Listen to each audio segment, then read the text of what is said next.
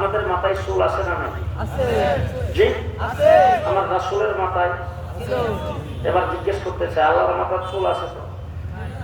দেখছেন না আল্লাহর কেউ? আমরা দেখি নাই জি আল্লাহর কেউ দেখেন নাই। সুতরাং আল্লাহর মাথার চুল আছে না আছে এটা কি জানেন? তাহলে রাসূলের মাথায় চুল ছিল কিনা? ছিল আমার মাথার চুল বাড়ে, রাসূলের চুল তো কোনোদিন বাড়ে নাই। বাড়তো হুজুরের চুলও বাড়তো।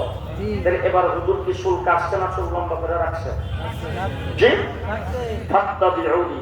আল্লাহ পাক বুঝাইতে চাচ্ছেন দুনিয়ার মানুষ চুল আমি তোমাদের মাথায় দিছি, আমার হাবিবের মাথায় দিছি। তোমরা যদি আমাকে সঙ্গে লাইন লাগাইতে চাও, আমার হাবিব যেইভাবে মাথার চুলগুলি কাটছে সেইভাবে কাটো। আমার হাবিবের তরিকা মতো মাথার চুল কাটবা, সম্পর্ক আমার সাথে।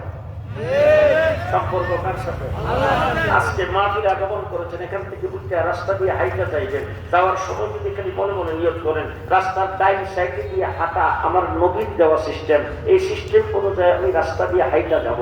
আল্লাহ পাক ফেরেশতাদেরকে ডাইকা বলেন, দেখ আমার রাসূলের আমার হাবিবের অনুসরণ করে রাস্তা দিয়ে মানুষগুলি হাইটা যাইতেছে আমার হাবিবের তরিকা মতো, আমি আল্লাহর সাথে লাইন লাগবে।